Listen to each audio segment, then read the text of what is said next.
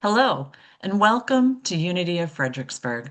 My name is Linda, and I'm pleased to welcome all of you to the Unity of Fredericksburg weekly online gathering. At Unity of Fredericksburg, we are advancing the movement of spiritual awakening and transformation through unity, a positive path for spiritual living. We thank those of you watching on YouTube live or later and invite you to subscribe to our YouTube channel. If you're able to attend live, we encourage you to join us in the Zoom community room for the full Sunday morning experience, including music, prayer, and connection. Our weekly newsletter includes the Sunday service link, and you can subscribe to receive that on our website at uofva.org.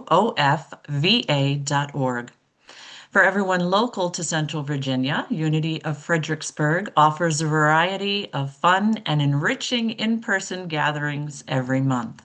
Subscribe to our weekly newsletter at uofva.org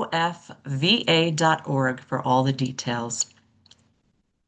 Our message and meditation today comes from our Reverend Chris Kraus, a recently licensed Unity minister still studying with Unity Urban Ministerial School to become ordained.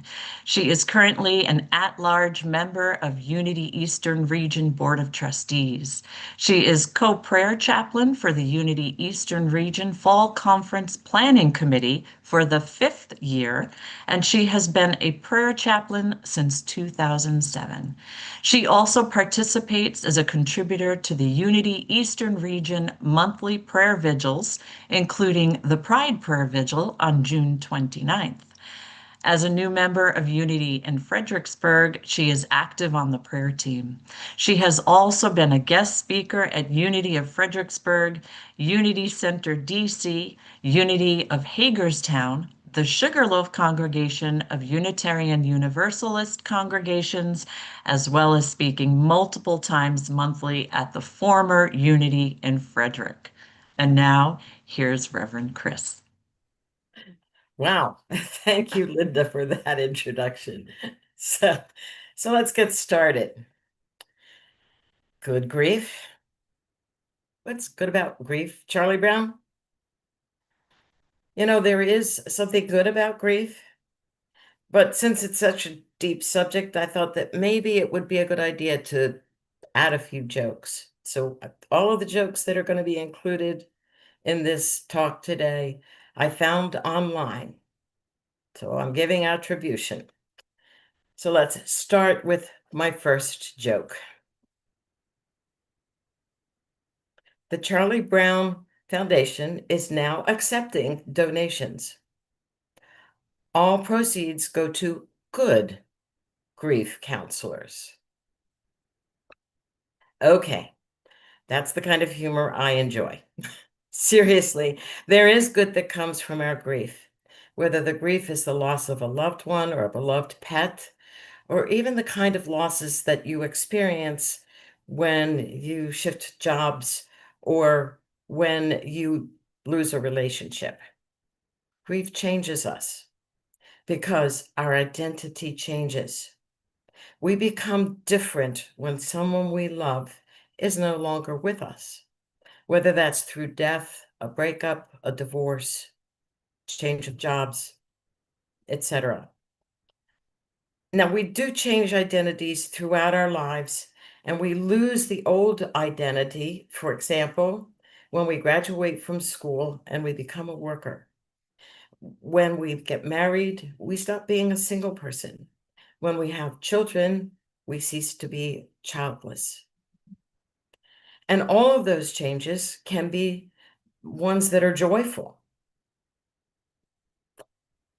But there's still the loss of who we were and the transformation into a new identity. And it's in that gap, it can be really short, but it can also be extended, that we experience grief. In fact, the one thing about life is that change is constant, or we're dead and unchanging. In the online Bible source, Bible study tools, we find the truth that Jesus demonstrated deep empathy for those who mourned. When his friend Lazarus died, Jesus wept alongside Mary and Martha, showing that grief is natural and that he shares in human sorrow. In John chapter 11, verse 35, Jesus wept. That weeping shows that he is fully human, that our way shower Jesus is fully human. When I was in a support group for the loss of a parent after my mother died, one of the homework assignments that we had in that study group was to make a list of all of the losses that we had suffered in our life. And those included the joyful ones. And since I'm old, I stopped at around 75 and I just wasn't done yet. Realize that losses are cumulative over a lifetime. And they do include those joyful events like graduations, marriages, children being added to the family, in addition to the deaths of beloved family members and beloved pets.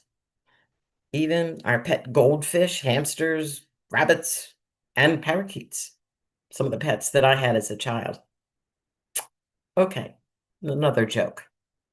How did Charlie Brown adaptively respond to Snoopy's eventual grief?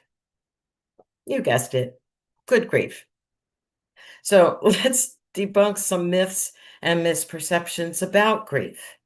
Most of you are probably familiar with Elizabeth Kubler-Ross's 5 stages of dying: denial, depression, anger, bargaining, and finally acceptance. And while that's a good starting place, there is a misperception about how that applies to grieving.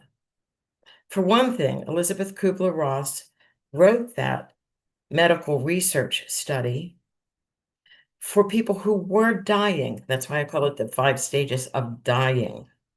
She wasn't writing it about the living people that were surviving the death of a loved one.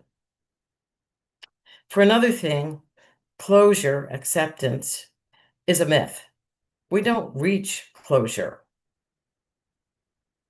We come to a point in a spiral where maybe we're spiraling out and we can live more fully in our human lives. But that person, because we love that person, is always with us. And there will be times when they will come up for us. For example, we might anniversary over a birth date or death date. And finally, this the grief of those it's not linear. The way that we experience grief doesn't go in that order. And the timing, you go back and forth in those stages of grief. And the last part of that is that there is a spiritual component to grief. In fact, grief is not really something to be overcome. It's actually something to go through. Unity has something to say about that. Okay, joke time. Dear people, don't carry your grief and emotional baggage with you. Use your briefcase. The message here in the joke is that you can, for a time, put your grief in a container so that you can function in your ordinary daily life. That doesn't mean that you don't open that container and allow the grief to surface. But you need sometimes to be able to just function in your regular world after the initial grief is over, the grieving period is over, however long that is. And the second message there is that humor is actually one of the ways that we could cope with the loss of someone that we loved. It's actually okay to laugh out loud because it releases the tension. So a month before my brother died of a massive stroke, he sent me his final birthday card for me. It's a Snoopy card, and it says, all the happy, all the laughs, all the time.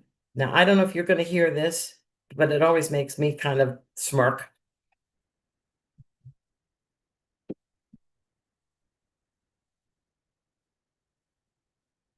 Okay, enough of that.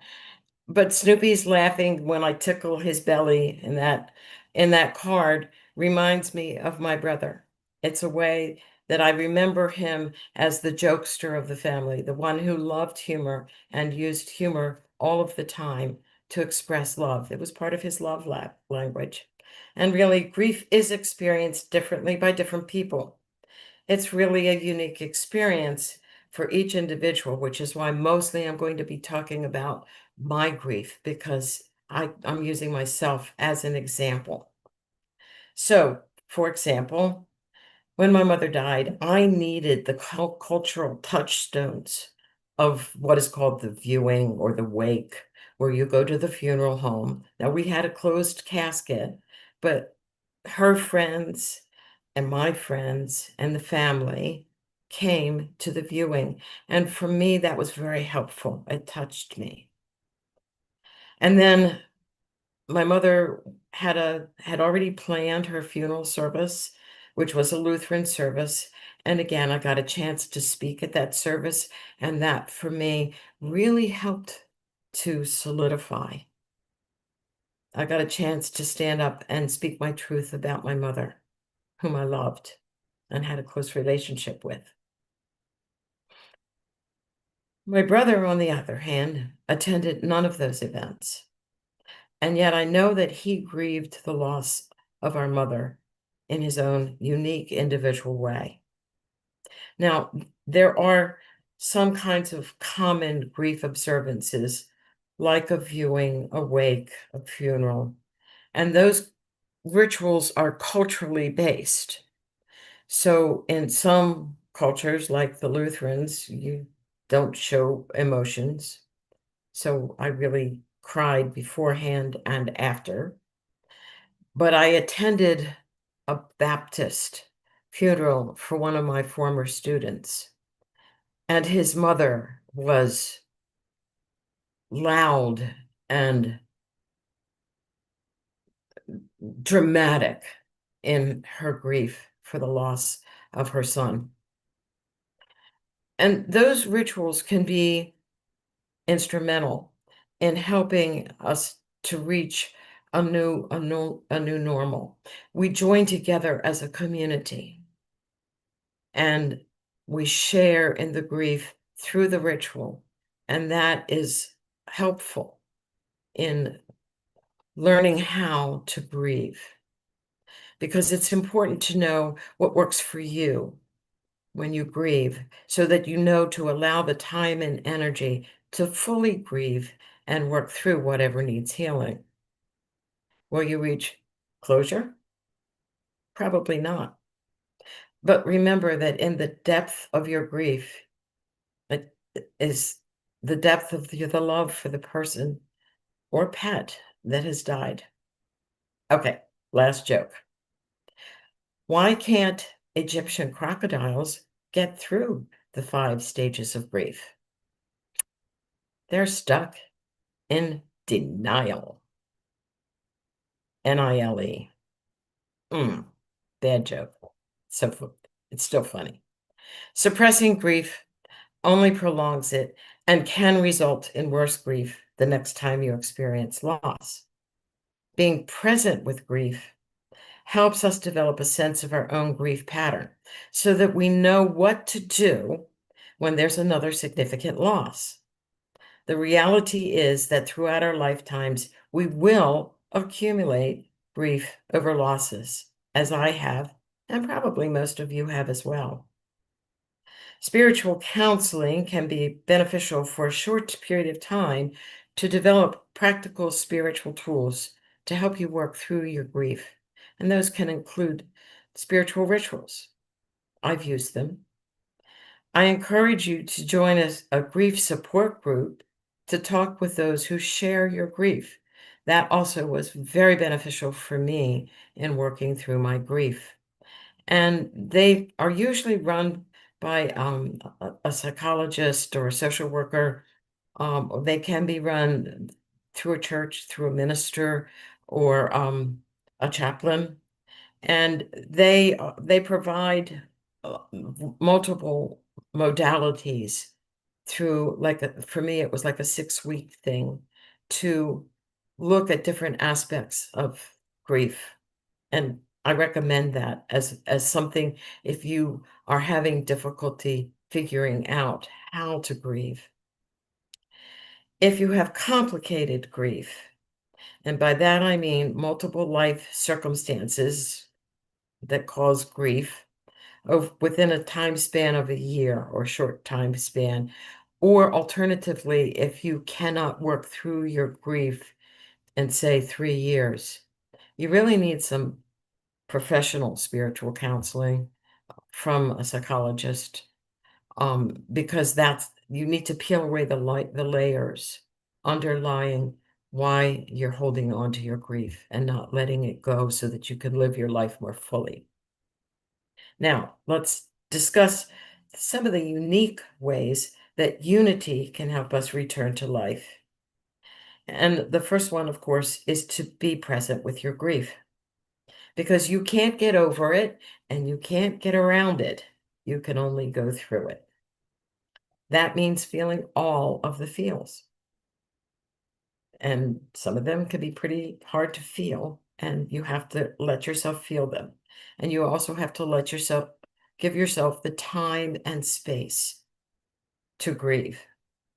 When my mother died, I allowed almost a year, and I changed how I lived during that year.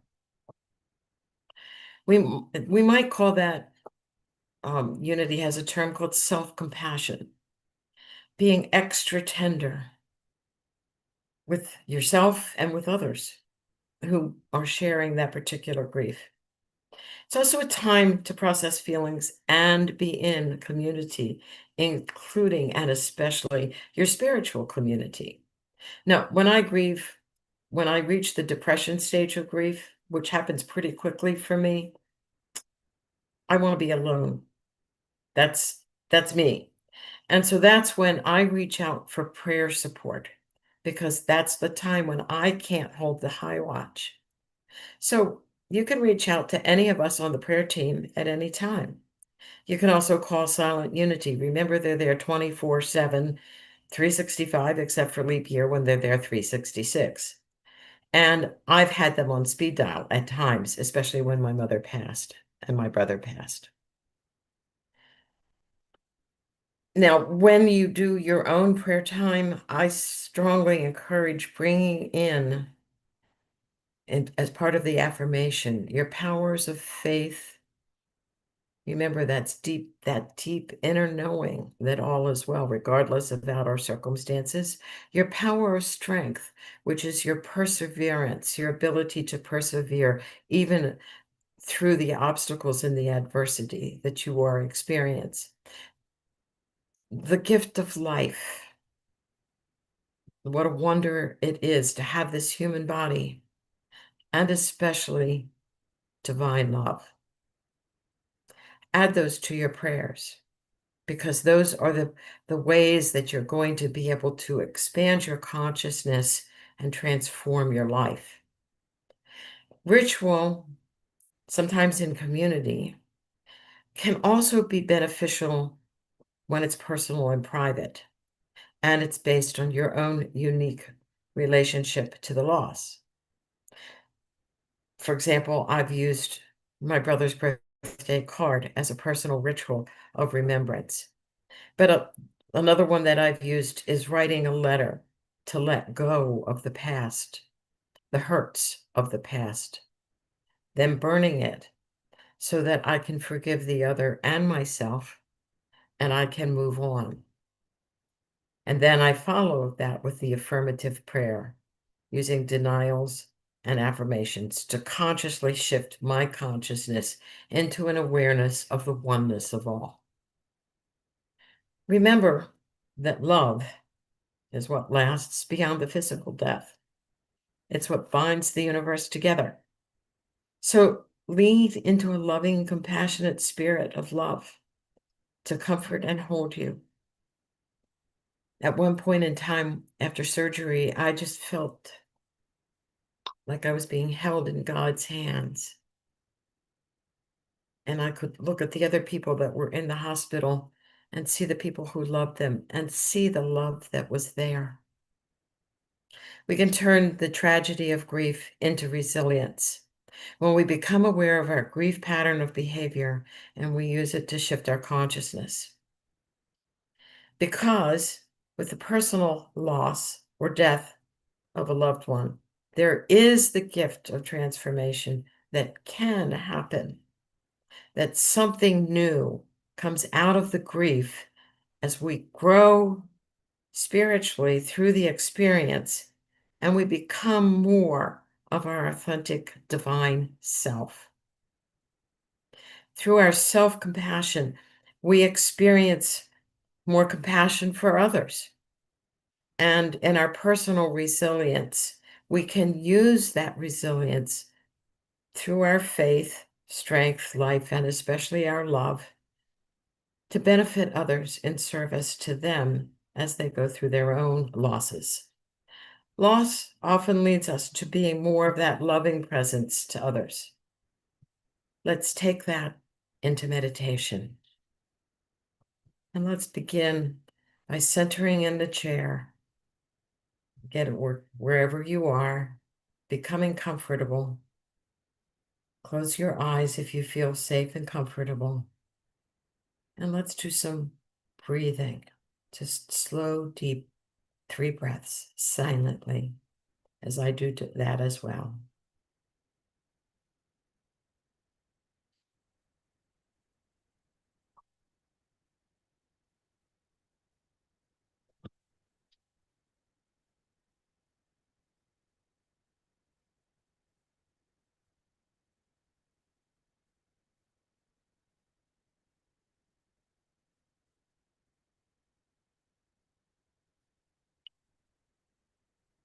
As we let go of the outer reality, the outer realm, we move into the inner, into a place of eternal peace and comfort,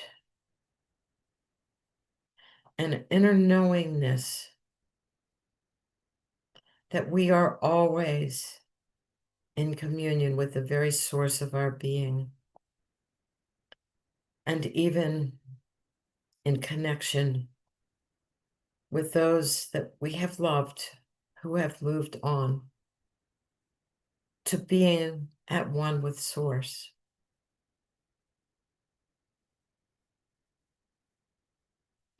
We feel the presence of life flowing within us, in our nerves, in our blood, that movement that means that we are changing and alive, and that life is sustaining us in this earth walk.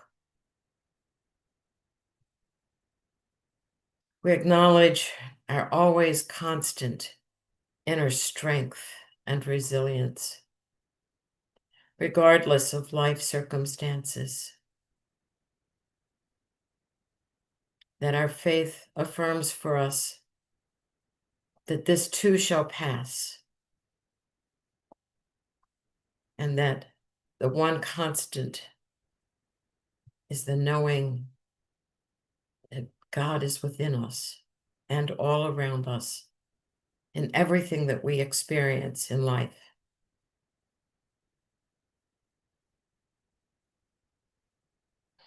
We practice self-compassion, and we are gentle and loving with ourselves and others. And we know the presence of divine love within as a gentle embrace as we enter a time of silence.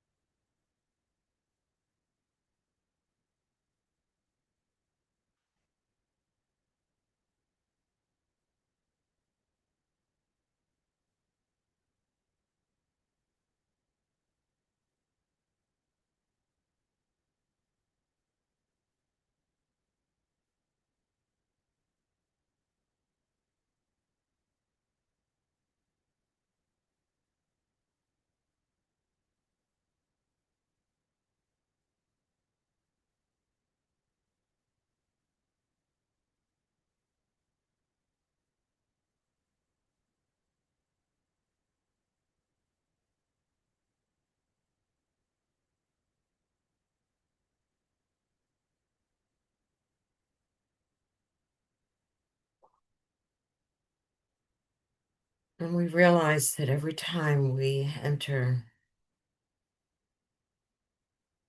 this time between time, the space in the silence, where there's the inner knowingness of our constant and eternal connection and communion with the very source of our being, that we have within us all of the resources, the strength, the love of life, and the presence of divine life within us to return to our earthly journey in these human bodies, renewed, refreshed, resilient, and ready to live life fully, to experience all of the blessings that life in a body has to offer, including the joys and the sorrows. And we are deeply and eternally grateful for the opportunity to learn to grow and to live more and more each day as the eternal spiritual beings that we truly are in our essence.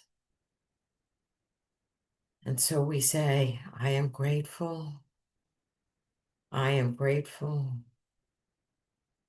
I am grateful. And so it is. Amen.